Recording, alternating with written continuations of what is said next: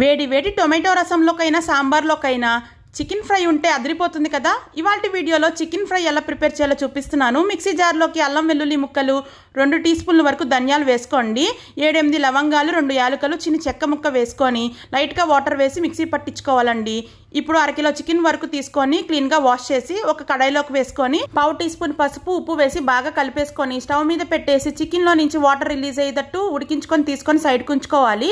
వేరొక కడాయిలోకి లైట్గా ఆయిల్ వేసుకొని ఆయిల్ బాగా హీట్ అయిన తర్వాత సన్నగా కట్ చేసి పెట్టుకున్న ఉల్లిపాయ ముక్కలు, ఒక 5-6 పచ్చిమిరపకాయలని ఈ విధంగా చీల్చి వేసి ఇందులోకి గుప్పెడు కరివేపాకు కూడా వేసేసి ఉల్లిపాయలు బాగా మగ్గేటట్టు మగ్గించుకోండి. 1/2 టీ స్పూన్ పసుపు, 1/2 టీ స్పూన్ ఉప్పు వేసి బాగా కలిపేసుకోండి. ఉల్లిపాయలు మగ్గిన తర్వాత ఇందులోకి సన్నగా కట్ చేసి పెట్టుకున్న ఒక పెద్ద సైజు టొమాటో ముక్కలు కూడా వేసేసి టొమాటోలు బాగా మగ్గిన తర్వాత ముందుగా ప్రిపేర్ చేసి పెట్టుకున్న అల్లం వెల్లుల్లి గరం మసాలా పేస్ట్ కూడా వేసేసుకోవాలి. పైకి ఈ విధంగా నూనె తేలిన తర్వాత 2 టీ స్పూన్ల వరకు కారం వేసుకొని ముందుగానే ఉడికించి పెట్టుకున్న చికెన్ పీసెస్ వేసేసి గ్రేవీ అంతా చికెన్ పీసెస్ కి బాగా పట్టే వరకు ఒకసారి బాగా కలిపేసుకోండి. మూత పెట్టేసి చికెన్ ఫ్రై కన్సిస్టెన్సీ వచ్చేటట్టు బాగా వేయించుకున్న తర్వాత కొత్తిమీర జల్లేసుకొని సర్వ్ చేసుకుంటే సూపర్ టేస్టీగా ఉంటుందండి చికెన్ ఫ్రై.